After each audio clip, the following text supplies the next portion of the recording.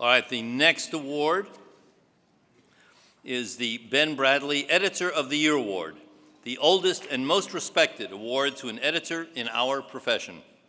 This year it goes to Gregory L. Moore, editor of the Denver Post.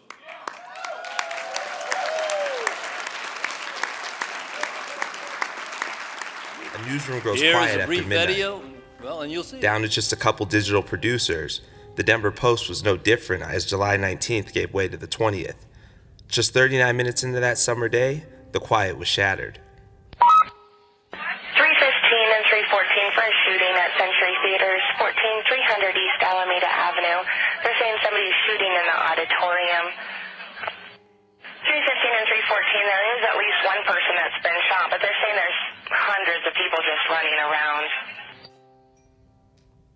With reporters, photographers, and videographers blanketing the scene of the Century Aurora 16 movie theater, the horrific details were published through social media and DenverPost.com. 12 dead, 58 injured, panicked survivors, chaos at the 16-screen multiplex.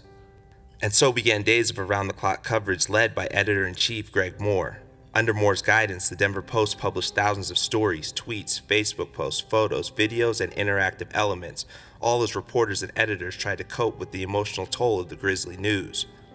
Most of what Greg did to make our coverage of this tragedy so complete and powerful happened long before that day in July. From the time he stepped in the newsroom, he's preached aggressiveness, high aspirations, creativity, and high standards. We were able to react to the news event because that's the culture he built.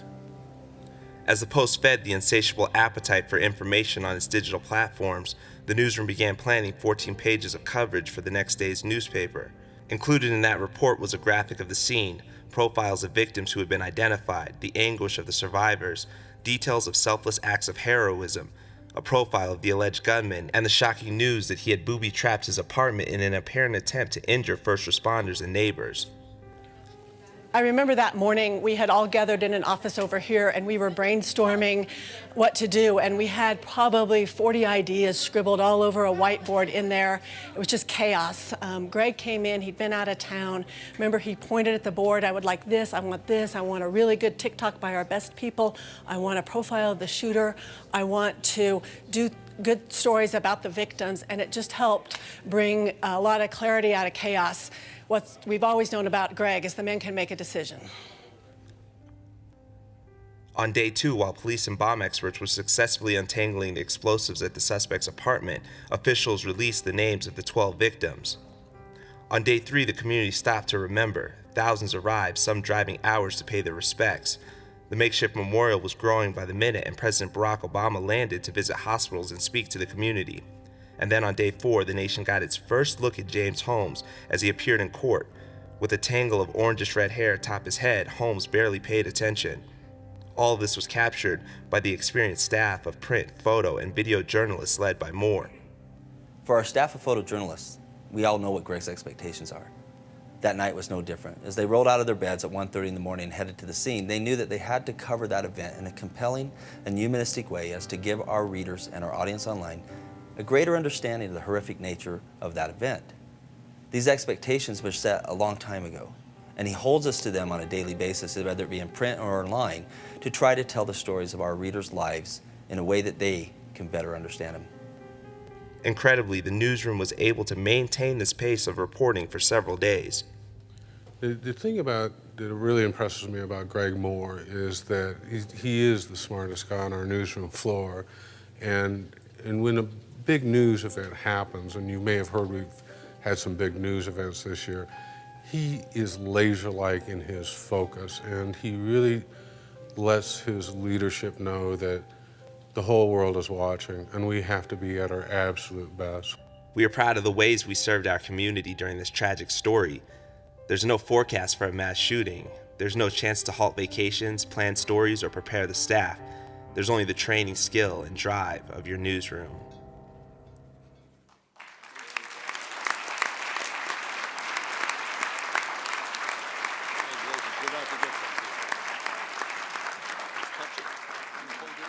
Cool. Keep the check.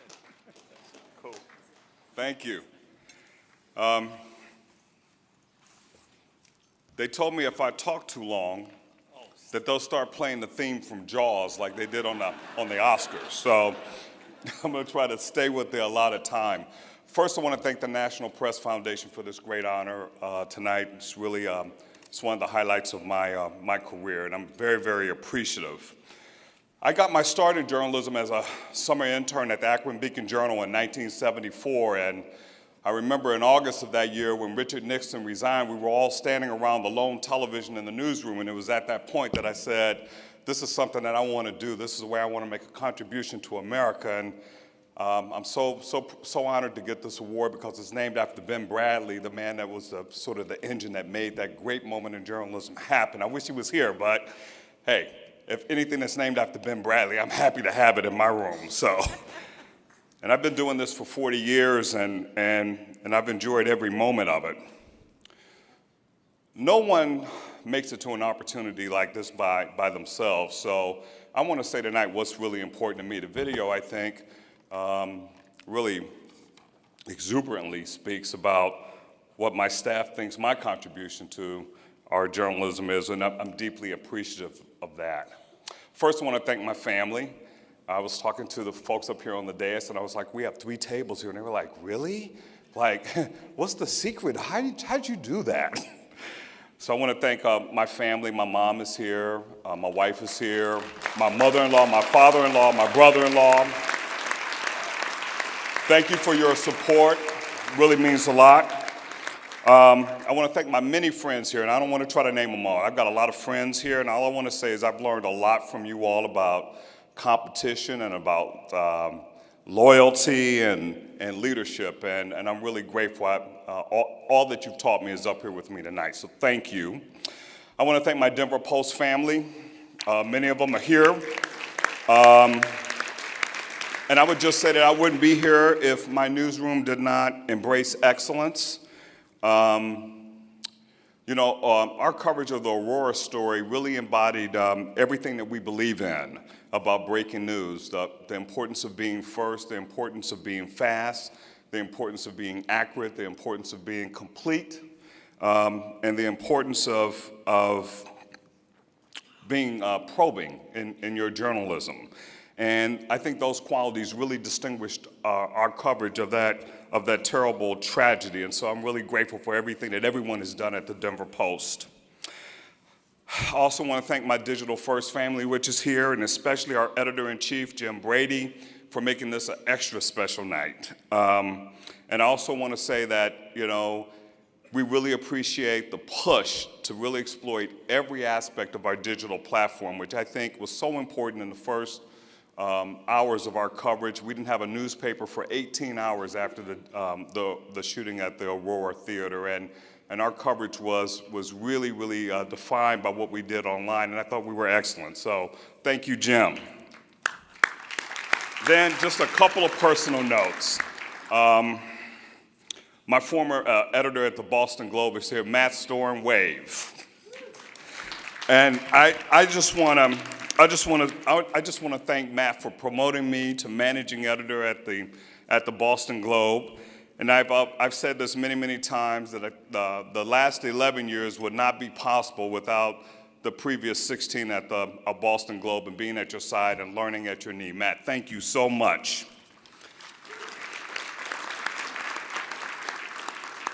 And then finally, I just want to say thank you to Dean Singleton, my publisher and my partner. The most important thing I want to say publicly is thank you for entrusting me with the enterprise, because not everybody's willing to do that.